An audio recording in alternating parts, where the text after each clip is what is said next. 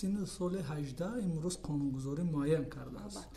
به نظر شما هنوز این سن سال بر وقت نیست؟ به فکر من این خیلی بر وقت است.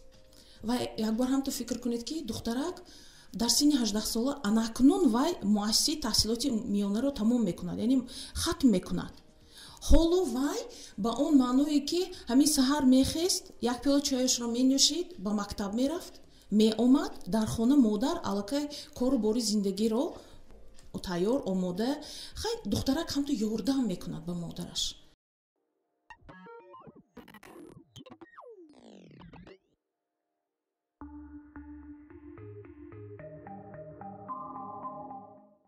هر یک نسل خرد و بزرگ یکدیگر را به درست درک کردن نتوانستن عیبدار میکنند و این ادعاها تا بین کلین و خوشتامن هم آمده رسیده است و آن را میتوان امروز نیز در جامعه ما نیز مشاهده کرد.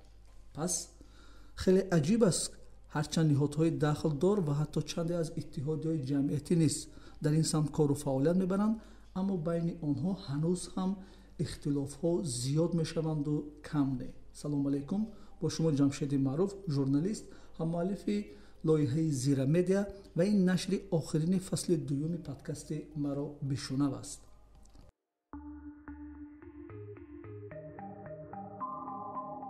فصل دوم پادکست مرا بشنو به مسئله همدیگر فهمی میان نسل‌ها بخشیده شده است. در این فصل ما کوشش میکنیم پیش از همه با خود نسل‌های خرد و بزرگ و متخصصان ساحات گوناگون هم صحبت شویم تا همدیگر رو بشنویم و برای یکدیگر فهمی آماده باشیم. در نشر امروزه هم صحبت ما معظمه بولتایوا، هماهنگساز لایحه جمعیت بخطر برای زنان تشکیلات جمعیتی اجتماعی حقوقی سرچشمه حضور دارند. معلمه سلام علیکم، خوش آمدید. نخست بگویید که اصل بحث ها یا نافهمی ها بین کلین و خوشدامن از کجاست؟ چون خوشدامن کلین را متهم میکنن یا عیبدار میکنن یا برعکس حال کلین ها خوشدامن را. سبب چی است؟ باز یک بار دیگر السلام علیکم. امروز چخیلی که در حقیقت ما میبینیم در اوئله بین خوشدامن و عروس مناقشه خیلی زیاد است و گفتن در کار است که در جمهوری تاجیکستان یکی از معماهای یکم گویم ممکن است که جداشوی اوئله ها، همین مناقشه بین خوشدامن و عروس به جداشوی اوئله ها آورده رسانده ایستاده است. اکنون وقتی که اینجا همیشه سوال میشد که کی عیبدار است، برای چی امروز مناقشه خیلی زیاد شده ایستاده است. ما نظر میکنیم بین خوشدامن و عروس وقتی که خوشدامنا بین عروس رو یعنی آنها انتظاری میکشند، یعنی آنها در فکرشون در خیالشون بسیاری حالاتون در خوشدامنا همیشه فکر میکنن انتظار هستند که کلینی که به خانه می آید همیشه پزنده، روبنده، چیننده، یعنی همه کار گفته گپا که سوپر کلینچک می شود. لیکن افسوس بعد از اونی که آنها اوئله دار میکنند فرزندشان رو، همین دخترک جوان یعنی عروس خاندان با همین اون چیزهایی که آنها انتظار بودند انتظاری آنها رو قانع گردانیده نمیتواند، مناقشه سر میزند. یعنی گفتن در کار است که اینجا باز یک چیز همین که خوشدامنا خودشون حالا جوان هستند، آنها حالا خودشون عروس خاندان هستند، یعنی که خوشدامن دارند در اوئله، یعنی الکی با اوئله انمی عروسی که می آید دخترچه انمی وقتی که کلین کرده می آیند وای الکی نه تنها خوشدامن برابر اون مادر کلان رو در اوئله دارد، یعنی که الکی سیوم نسل در اوئله یعنی که در خانه همراه زندگی میکنند و همین از سبب اون که البته گفتم در کار است که خوشدامن مادر اون شخصی که الکی پستی بلندی حیات رو دیده اومده است، یعنی که از یک چند پستی بلندی حیات رو گذشته اومده است، فرزند رو تا 20-25 ساله به وای رسانیدن این خیلی کار دشوار است. انا برای همین مادر خوشدامن وقتی که همین دخترک رو عروس رو دیده معقول کرده همین دخترک رو کلین کرده می آیند، اگر آنها بینی از روز اول همچون دختر خود ҳамчун фарзанди худ, яъне ки аз рӯзи аввал онро ҳамин арӯсро ҳамихел қабул кунанду арӯсро ёд диҳанд, омӯзонанд. яъне гуфтан дар кор аст ки ҳами 18 сола 20 сола духтарако ваҳо ҳоло супер келинчак ҳама чиза доно шуда намераванд. ваҳо бо мурури замон оҳиста оҳиста ёд мегиранд, меомӯзанд. барои ҳамин асос ки хушдоманд вақте ки арӯз карда меояд, аз рӯзи аввал муҳити оилаи худро барои ҳамин арӯсаш омӯзонад, ёд диҳад. яъне чӣ хеле ки мо дар хона ҳамин фарзандамова духтарамова писарамова тарбия мекунем, ҳамин хӯрок пазадагар беҷанҷол беистеза фаҳмонем бачаҷон оилаи мо ҳамин тавр аст. яъне ки ба он маъное ки ҳамин чӣ хеле ки панҷа баробар нест, реҷаи рӯзи ҳар яки мо баробар нест. яъне муҳити оилаи ҳар яки мо ҳар хел ҳар гуна. ако ҳамто як бор фикр кунед ки ҳамин духтареке ки 18 сол 20 сол дар оила дар муҳити умуман дигар хел тарбия гирифт, ба воя расид ва дар як ҳолат умуман ба дигар муҳит меояд, албатта барои вай ҳам душвор. вай ҳам худро аввал хиҷолат ҳис мекунад, дастпо мехӯрад, яъне ки то одат кардана. лекин аз ҷиҳати психологӣ гирим агар зан ва мард, занҳо тезтар мутобиқ мешаванд шароит ба ҳамон шароити оилавӣ ва тезтар мутобиқ мешаванд назар ба мард. ин аз ҷиҳати психологӣ. яъне бубинед синни соли 18 имрӯз қонунгузорӣ муайян кардааст. ба назари шумо ҳанӯз ин синну сол барвақт нест? ба фикри ман хеле барвақт аст. ва якбор ҳам то фикр кунед ки духтарак дар синни 18 сола анакнун вай муассисаи таҳсилоти миёнаро тамом мекунад, яъне хатм мекунад.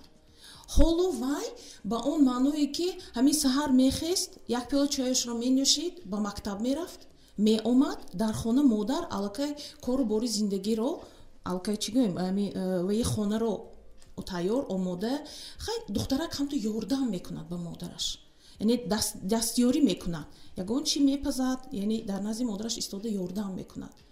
яъне ҳоло вай умуман аз ҳаёти оилавӣ бехабар аст. яъне имрӯз мехостем ки агар духтаракон донишгоҳ дохил шаванд, як маълумоти олӣ гиранд, яъне ки зан вақте ки маълумоти олӣ мегирад, оянда оилаи худро бо саришта, яъне ки бо фаҳм, бо виҷдон оиларо мебарад, дар баробари он фарзандонро тарбия мекунад. албатта асосан зан дар хона, модар бо тарбияи фарзанд. яъне падар дар кор ҳамин саҳар мебурад, бегоҳ меояд, баъзе ҳолатҳонда кӯдаконашро фақат дар ҳолати хоб мебинад. саҳар мебурад кӯдак хоб, бегоҳ мебиёд аллакай кӯдак хоб аст. яъне ба пуррагӣ ин дар дӯши модар аст. вақте ки модар аллакай маърифатнок аст, бо маълумот аст ва метавонад фарзанди худаш ба чӣ гӯем тарбия кунаду фарзандаш ба вақте ки мактаб мерад дарсҳош ба ёрӣ расонида тавонад. бисёр имрӯз ҳолатҳое ки модарои ҷавон аз сабаби он ки худашон намедонанд фарзанд ба дарскуниш ба ёрӣ расонида наметавонанд. бубинед, пас чаро мо имрӯз бештар кӯшиш мекунем ки новбас аз он ки шумо гуфтед ки имрӯз синну сол, яъне мутобиқ қонунгузорӣ ҳарчанд масалан синну соли 18 муайян шудааст, аммо ин синну сол ҳанӯз барои ба шавҳар баромадани духтар хеле барвақт аст. пас чаро мо кӯшиш мекунем ки ҳам ба писарбачаҳо ва ҳам духтарбачаҳоро яъне ҳарчи барвақт хонадор кунем. ҳанӯз онҳо ҳоло масалан ба маънои томаш гӯем ки зиндагиро ҳоло дарк накардаанд. яъне асосӣ дар баробари он гӯем гуфтед шумо масалан ҷудо шавед, яъне ин ҳам шуда метавонад, яъне синну сол ҳанӯз ҳоло онҳо моли кӯдак ҳастанд, ҳоло ҳанӯз ба пуррагӣ дарк накарданд ки хонадорӣ чи асту, масалан заношӯӣ чи асту гуфтан мумкин аст, ё умуман муносибати оиладорӣ чи аст, яъне ба пуррагӣ касе ба маънои томаш нафаҳмонидааст. аммо мо ҳарчи вақт бештар кӯшиш мекунем духтармон аз хона мо равад, пагоҳ нагӯям ки пир духтар ва кӣ мегирад, дигаре мегӯем ки бачаҳо тезтар бо зан диҳем ки ҳарчи қадар тезтар фарзанддор шаваду ба хизмат наравад. албатта инро ман ҳамин хел дарк мекунам ки мебинам имрӯз барои он ки падару модар, барои падару модар ин қарз аст. Фарзандро оиладор кардан. бисёри анамин вақте ки мебинем падару модарон мегӯянд ки ҳоло ки ман дар қувват ҳастам, ҳамин фарзандама оиладор кунам, фарзандама набераҳома тарбия карда тавонам. яъне ки ҳоло ки ман дар қувват ҳастам, меҳнат карда метавонам, маблағ маош оварда метавонам хонава, ман ҳамин фарзандама оиладор кунаму фарзандама ёрӣ расонам. яъне ин албатта аз ҷиҳати хуб падару модар, ягон падару модар барои фарзандаш бадиро намехоҳад. ҳар як падару модар некӣ, ҳамин хушбахтӣ, осудаҳолии фарзандаша мехоҳад. аз рӯзе ки фарзанд таваллуд мешавад, мо орзуи хушбахт будани ӯро мекунем. лекин ана ҳамин аз ҳад, ба назари ман аз ҳад зиёд ана ҳамин ғамхории меҳрубонии мо падару ана ҳамин оилаи ҷавон, яъне ки ҳамин ҷавон духтар, ҷавон писаре ки оиладор мекунанд, онҳо медонанд ки падару модар ғамхори оила ҳастанд. ҳамаша падару модар муҳайё карданд ва онҳо то ҳатто кӯшиш намекунанд ки ҳамин оилаам ба ягон кор мекунанд, хайр кор карда истодам. мақсад ки гуфти гапо ки главный кор кадосиам ку, аз хона баромада рафта бегоҳ омада истодам ку, ҳамин хел маъно. бисёри ҳолатҳонда онҳо аллакай хотирашон ҷамъ ба он маъное ки падару модар ба пуррагӣ рӯзғори зиндагиро карда истодаанд. то ҳатто бовар кунед ин ба ҳамин маъно ки то ҳатто памперси кӯдакашона хушдоманд, яъне ки очаи бобо харида меоянд. кӯдак бемор мешавад, шабу нимшаб кӯдакро мегирану наберашон, аллакай аз фарзандашонам наберашону сахт дӯст медоранд. боз мегӯям ки аз ғамхорӣ, меҳрубонӣ аз ҳад зиёд дӯст доштан, баъзе ҳолатҳонда мегӯянд ки излишняя любовь мегӯянд, излишняя опека. яъне ки мо бояд ки кӯдакона моя фарзанд ба мо барои чӣ худованд ба мо фарзанд медиҳад? то ин ки мо фарзандро ба ҳаёти мустақилона омода кунем, тайёр кунем. ва вақте мешавад ки кӯдак аз мо канда мешавад, вай ҷудо мешавад, вай бояд ки дар алоҳида зиндагӣ кунад, бояд ки ҳаёти худро пеш барад. ва дар ҳамаи синну соли кӯдак падару модар шахсоне ки фарзандба бовар мекунанд ба ҳаёти ӯ, ба орзуҳои ӯ. аз сабаби он ки мо ҳамин тарбия дар оила имрӯз коста шуда истодааст. падару модарон вақт надоранд фарзанд ки суҳбат кардан ба вақт гузаронидан ба аз сабаби шароити иқтисодӣ мегӯянду кор ташвиши зиндагӣ медаванд. лекин мо фикр намекунем ки кӯдаки мо чӣ гӯем временна кӯдак муваққатан вай кӯдак ба воя мерасад. ана аллакай нигоҳ кунед, агар фарзанда мо ба қадамо баробар аз синни 18 мебарояд, хуdo мо аллакай дар ҳайрат мемонем ки ин фарзанди ман аллакай 18 баромад. ва аллакай мо фикр мекунем ва чӣ гӯем рафтораш, муомилаш дигар мешавад. барои анҳамин мо бояд ки ҷидду ҷаҳд кунем ки дар оила муносибати падару модар, анҳамин хушдоман асос, албатта падару модар дар оила иззату эҳтироми онҳо. кӯдак аз хурдӣ бояд ин чиза фаҳмад, лекин тарбия дар ҷои аввал меистад.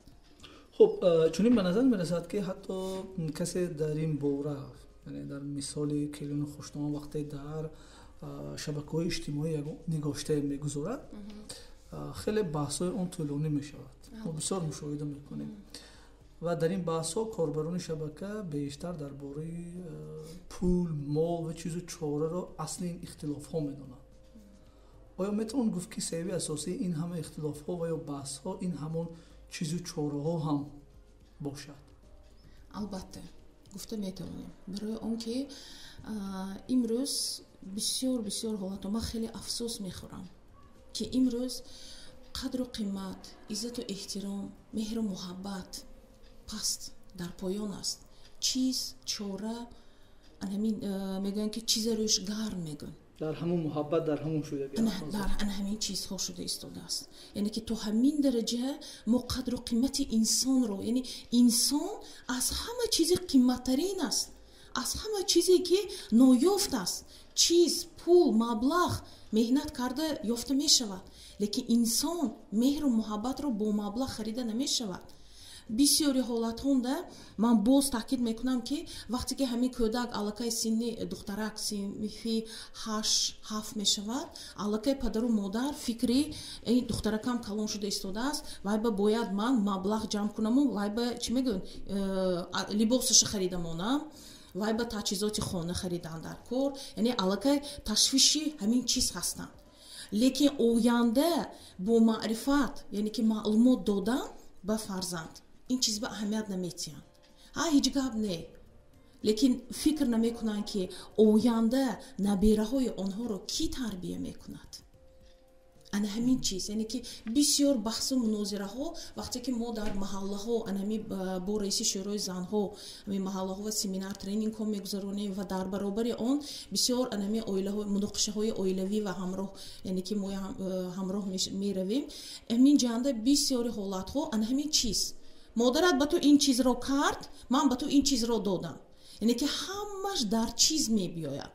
вақте ки мегӯям ки мана як чизи дуруст надодааст модарат, ба ман як либоси зебо надодан, либосе ки додан ҳамагӣ чанд сад сомон аст, ҳамагӣ фикр мекунанд ки 500 сомон 600 сомона, охи вай як сомона аввал маблаға кор кардан дар кор, меҳнат ка вай маблағ ба даст овардан дар кор, яъне ки гуфтан осон аст, ана ҳамин тӯҳмат кардан, яъне ки бисёри ҳолатҳо дар оила байни хушдоман ва арӯс ана ҳамин аз сабаби чиз, яъне ки зӯровари психологӣ, сухан кадӣ, гап кадӣ, яъне ки тӯҳмат мекунанд, ҳар хел гапҳои паст мезананд, ки дар натиҷа аз сабаби ана ҳамин чиз байни онҳо якдигариашона ҳисси бадбинӣ пайдо мешавад. ана ҳисси бадбинӣ оянда оварда мерасонад ба ҷудошавии оила. خب بیایید قیاس کنیم. از بس که تشکیلات شما نیست با همین زنها زیاد کار کرده است و همچون لایحه هم در این سمت که داره برای پیشگیری کردن از زوروری میان زنها،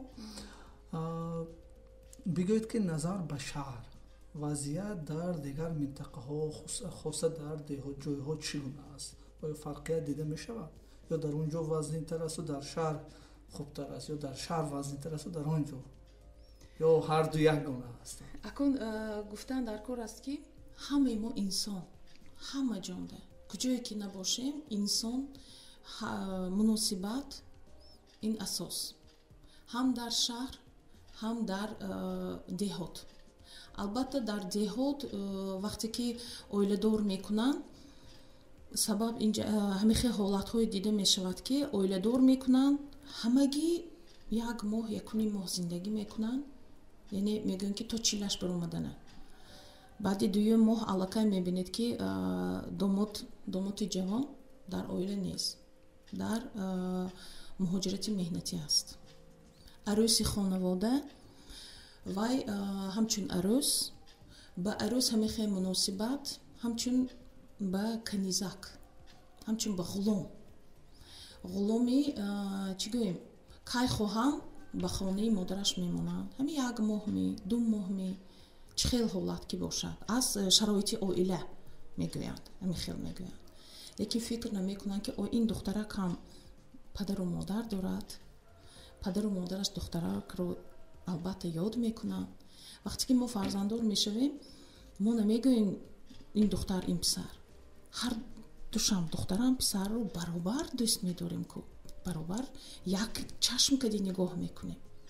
лекин афсӯс дар баъд аз оиладор шудан аку инҷанда муқоиса дар шаҳр ҳам ҳамин муаммоҳо ҳаст.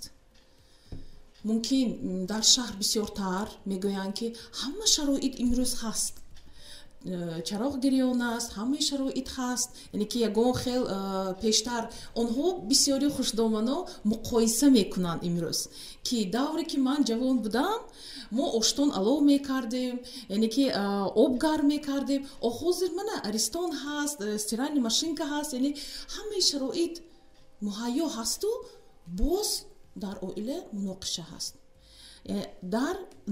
дар деҳот бошад агар аллакай ҳамин хел унҷоям шароит ҳаст, онҳо аллакай ҳар як оила ҳаракат мекунад ки барои худаш шароит муҳайё кунад, газ доранд, яъне ки об, аристон доранд, яъне шароитҳо ҳаст. лекин албатта ҳам дар шаҳр ҳам дар деҳот ин муноқиша вуҷуд дорад. дар деҳот бисёртар ба назар мерасад. назар ба шаҳр ба фикрам вақте ки имрӯз агар мебинем бисёртар дар деҳот, лекин дар деҳот мегӯянд ки о шумо дар Хуҷанд дар шаҳр чӣ кор доред? ҳамонто дар квартираҳо зиндагонӣ мекунед, ягохе муноқиша намешавад мегӯянд. Лекин ҳар як оила чӣ гӯем пасти баландии ҳаёти худашро мегузарад. барои ҳамин дар баробар ҳам шаҳрандиам ҳаст ин муноқиша, ҳам деҳотандиам ҳаст байни хушдоманда арӯсанда. خب ببینید حتی اگر مقایسه کنیم حتی در دیگر کشورها نیست، حتی در امریکا در روسیه در دیگر کشورها نیست مناقشه یا اینکه اختلافات میان کلین و خوشدامن نیست هست و حتی درباره اونها کتاب ها هم نوشتن در شکل هجویه هم پیشنهاد کرده هستند، چون که همین مناسبت حتی در سریال ها وقتی که نظر میکنه مثال حتی میبرند خوشدامن و کلین رو هم مثال میبرم. اما اینجا سوالی من این است که در بیشتر مورد برخی از متخصصان تحمل پذیری رو مثلا مصلحت میدهند. در شرایط کنونی تا کجا تحمل پذیر بودن برای حل این مشکلی ها درست است؟ آیا میشود که همیشه تحمل پذیر بود؟ خواه از طرفی خوشدامن خواه از طرفی کلین فرق نداره. یعنی تحمل پذیر بودن در کار است. این باید این در حد کجا است؟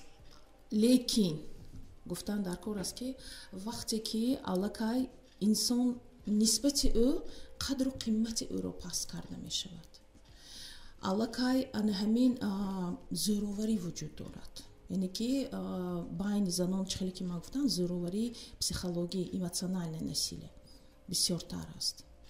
وقتی که аллакай این خیل مناسبت چی گویم مناسبت аллакай یک وی رنگ دیگر رو گرفته است، یعنی که عموما نسبت شخص همچون شخص او رو قبول نمیکنه. аллакай این جنده باید که سرحد گذاشته شود. هر یک انسان وی انسان است، وی قدر و قیمت دارد، وی حقوق خود را دارد. من چخیل انسان هستم، یعنی گفتی همین معنی کردی که حقوقهای من از همین аллакай تمام می شود. من аллакай حقوق دیگر شخص رو باید احترام کنم برای اون که ما انسان هستیم. برای همین وقتی که аллакай در اویله زوروری وجود دارد و این جنده аллакай بسیاری ما وقتی که ما بسیار در همین ترینینگ ها در محله ها میریم، تهاد میریم، بسیاری زن ها یعنی همین میگن که خیلی جگاب نه باید تحمل پذیر باشه که برای اولاد این فایده برای اولاد جدا نشود. لیکن وقتی که در اویله زوروری هست این برعکس تحمل پذیری آورده میرساند به عاقبت های ناخوش، به خودکشی دست دادن زنان، سوءقصد نه تنها با خودش زن با خود باز همراهش کودکانش را نیست.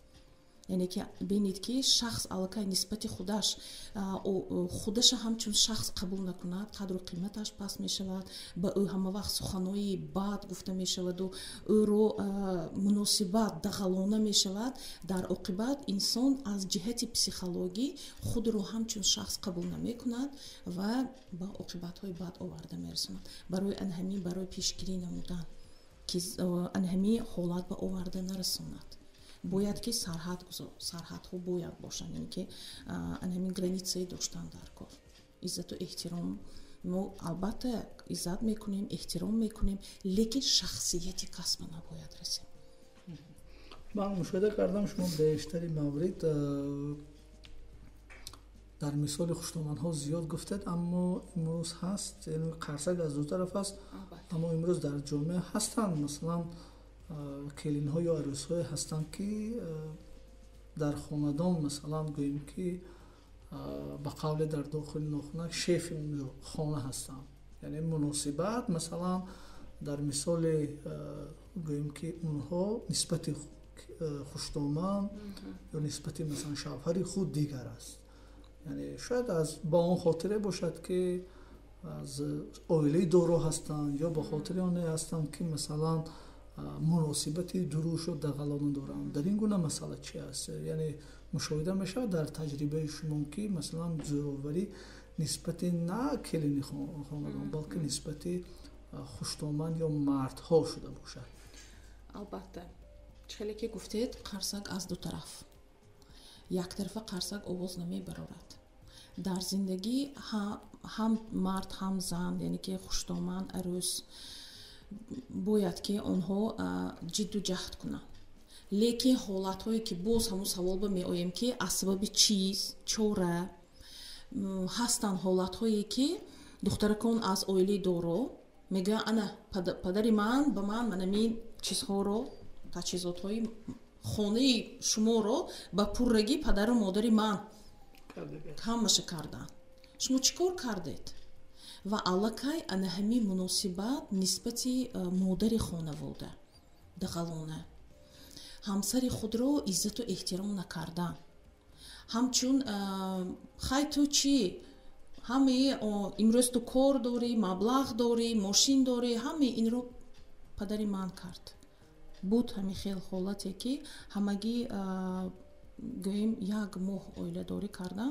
модари духтарак худаш рафта ариза нависта духтарро аз вай оила гирифтан. ки байни онҳо аз сабаби ҳамин чиз духтарак аз оилаи доро, оилаи писарбача на танҳо доро не пастар аст.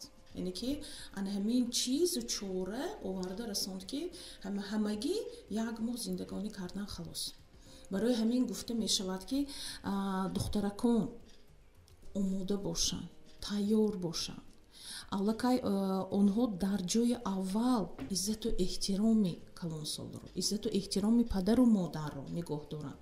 то ҳатто ҳолатҳое мешавад ки ман то ҳатто ҳамихел шунавида будам ки арӯси хонавода ҳамсараш ба шавҳараш меояд ки модари ту, модари ту, модари ман, модари ту, яъне ки аллакай бинед ки ҷудо мекунанд. ва вақте ки ман ҳаминро шунавидам, ман ҳамин арӯскадӣ суҳбат кардам ки охир модари агар модари ин намебуд шавҳари ту ҳам намебуд. охир модари ҳамин шавҳарат буд ки шавҳари туро тарбия кард, шавҳари туро ба воя расонид. яъне бояд ки вақте ки ту шавҳаратро дӯст медорӣ, ту бояд модарро иззат кунӣ. барои чӣ? барои ҳамин бисёр муноқиша мешавад. модарон хушдомано ҳамин хел вайшон мебиёд, инҷанда рашкшон мебиёд ки ҳа писари ман нағз, ман ганда. ҳамин хел муноқиша пайдо мешавад. барои ҳамин вақте ки дар ин як маслиҳат барем ки вақте ки мо арӯси хонавода пеш аз он албатта онҳо аввал бояд ки ҳамин як ваи оилавиро маслиҳатҳои оилавӣ ва дар дохили оила вақте ки ҳамсари худ аз рӯзи аввал байни онҳо иззату эҳтиром аз ҳамсари худ маслиҳатҳо пурсанд. барои он ки мард писарбача 100% характер, феъл, хӯи модарашро медонад. аз ҳамин ҳамсараш аз рӯзи аввал аллакай пурсанд ки ҳамин барои модарам чӣ писанд аст, барои ҳамин модара хурсанд карда ман чӣ бояд кунам. яъне вақте ки ҳамин хел карда дили модарро меёбад, муносибатро дуруст мекунад, баъд дар оила муносибат дуруст мешавад. барои ҳаракат кардан дар кор. вақте ки мо оила ин чизи аз ҳама қимматтарин аз тарафи худованд, тӯҳфае ки аз тарафи худованд барои мо инсон дода шудааст. барои ҳамин ин ба мо хунукназарона муносибат нигоҳ накунем. мо тамоми ҳастии худро бояд ки ҳамин оилава диҳем. меҳр, муҳаббат, ғамхорӣ барои ҳамин қарсак аз ду тараф. аз як тараф хушдоманд ҳаракат кунану аз тарафи келин набошад, агар ин аллакай бекор мешавад. аз тарафи келин ҳаракат бошаду аз тарафи хушдоманд набошад, боз инҷанда. барои ҳамин бояд ки ҳар ду тараф ҳаракат кунад. хуб, дар боло дар бораи мардҳо гуфтед, аммо ман мехостам фаҳмам ки дар ҳамаи ин ихтилофҳо ё нофаҳмиҳо нақши мардро шумо чӣ гуна мебинед? мегӯянд ки ҳамихе мақола ҳаст, когда двое трети лишний мегӯянд. яъне ки вақте ки муноқиша байни занҳо мешавад, мардро набояд ҳамроҳ кард. яъне ки мард писари хушдоман, писари модар аст, барои ҳамсараш шавҳар аст. яъне ки аллакай бинед инҷанда ду позитсия, ҳам писар, ҳам шавҳар. дар назди ҳамсараш вай шавҳар аст, дар назди модараш вай писар аст. албатта модар писари худро дӯст медорад, писар ҳам модарро дӯст медорад, ҳам ҳамсарашро. яъне ки ҳамин хел маъно кади ки писарро набояд дар байни ду оташ гузорем. яъне ки мегӯянд ку выбор, ё ман ё вай мегӯянд. ё ман ё модарат. ин хатои хеле калон аст. ана ҳамин муноқиша байни занҳо вақте ки мешавад, бояд ки байни худашон ҳал карда шавад. ана ҳамин чӣ қадар дар мо инсон мо қаҳр мекунем, ғазаб мекунем, бо вуҷуди он мо вақте ки шахс аллакай ақли солим дорад, хатоги худро мефаҳмад, узр мепурсад, ҳам калон ҳам хурд. яъне ки вақте ки аз тарафи хушдоман ҳамин камбуҷи гузаштам, вай рафта ҳамин назди келин ба гӯяд ки духтарам, хай ман боли қаҳраманда ҳамин хатои як ду даҳан гапи сахт гуфтам, шумо мебахшед, шумо бачи худам гуфта ана ҳамин гапи нақс кади агар гап зананд. аз тарафи келин ҳам, модарҷон, ман боли қаҳраманда ҳамин гуфта мондам, ҳамин гапа мебахшед, шумо модар, ман шумои чӣ ки набошад ман шумои дӯст медорам, раҳмат барои шумо. барои модар чӣ? ҳамин ду даҳан гапи нақс. ҳа хуб мебахшед, нафаҳмидиям. бинед ки аллакай анҳамун оташи баромадаро паст мекунад. барои анҳамин набояд ки мардҳоро мо дахолат кунем онҷа. ҳамин вақте ки мард меояд хушдоман нишаста мегӯяд ки ана имрӯз ҳамсари ту занат он ту гуфт, занат он ту кард, ман кади ин хел шуд. вай оила назди ҳамсараш медарод, мегӯяд чӣ гап, ту модарам ба ихе кади, не модари ту ба ман ин ту гуфт. яъне бинед ки аллакай моҷаро сар мешавад, ҷанҷол мешавад аз як гапи, яъне дар ҳолати ғазаб баромада мо дар оқибат ба ҷудошавии оила оварда мерасонад.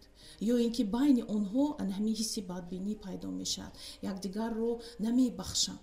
ба ҷои ҳамин вақте ки ҳамин муноқиша мешавад, байни занҳо худашон ҳал кунанд.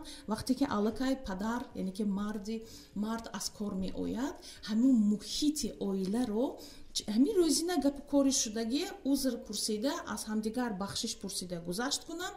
вақте ки шавҳар аз кор меояд, хандон ҳамин шавҳарро қабул кунанд. агар вай мебинад ки модараш хандон аст, мебинад ҳамсараш хандон аст, хотираш ҷамъ.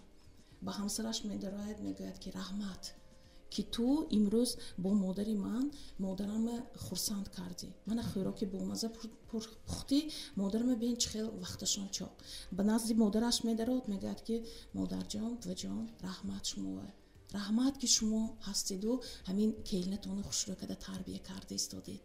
яъне бинед ки ана ҳамин ҳолат чӣ аллакай ҳаёта хушбахтиро оварда мерасонад. аз ҳамин барои ҳамин набояд ки мо мардҳоро дахолат кунем, занҳо.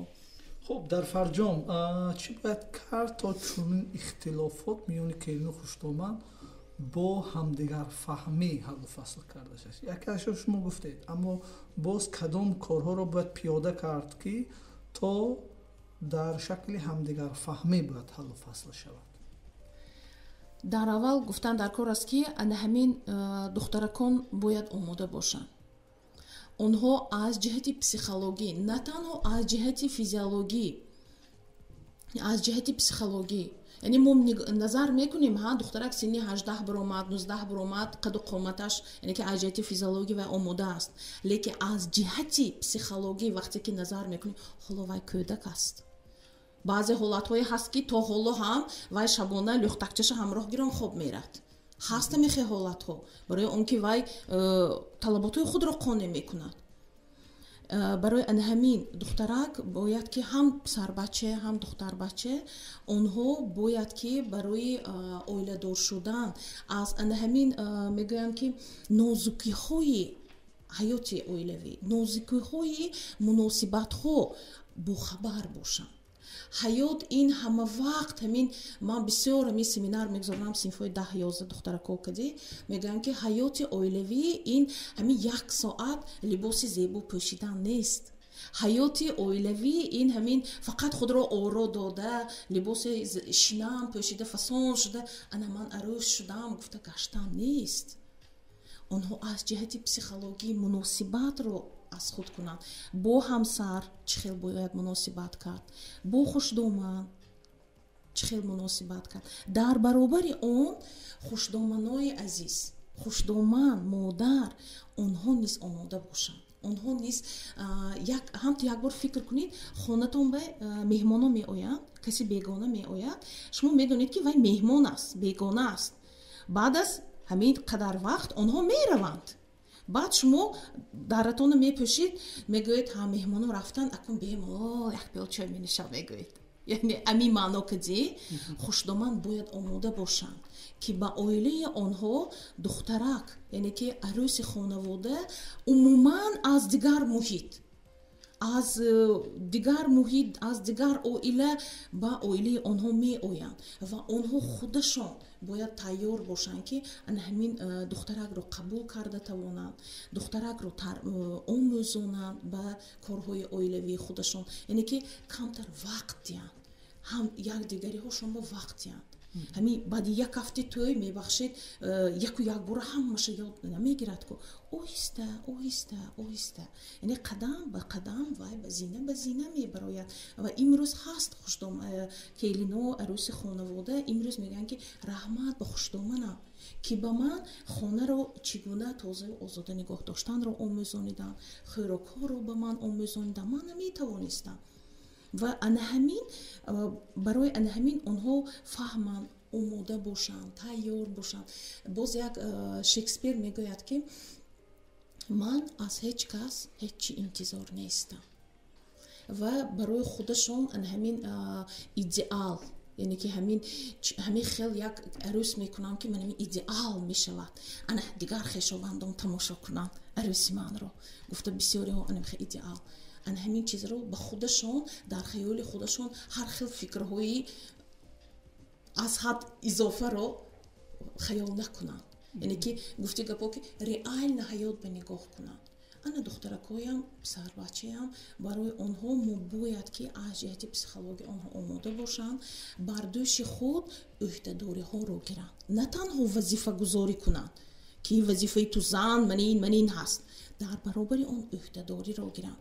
ман ҳам писарбача, ман ҳам шавҳар, ҳам писар, ҳам бародар, яъне ки ана ҳамин якчанда аллакай ӯҳдадорӣ мешавад дар назди оила. ҳамсарам, келинам ҳамин хел хушдоманам. ташаккури зиёд барои як суҳбати самимӣ ва пурмуҳтаво ки вақти худро ҷудо кардед ва ин ҳама фикрҳои худатонро барои тамошобин ва шунавандагони Зира Медиа ироа кардед. дӯстони азиз, ин нашри охирини фасли дуюми подкасти маро бишунав буд ки аз ҷониби журналистони Зира Медиа омода мешавад. дар нашрҳои меомада низ мо оид ба дигар мушкилот хоҳем гуфту бо мутахассисоти соҳаҳоти гуногун барои дарёфти роҳҳалли он суҳбат хоҳем кард. фаромӯш накунед ки ҳар ҳафта рӯзҳои панҷшанбе подкасти мо дар платформаҳои фейсбуку, инстаграм ва телеграму ютуб нашру паҳн мешаванд. мо интизори фикру ақидаҳои шумоем. то нашри дигар, сарбаланду хонобод бошед.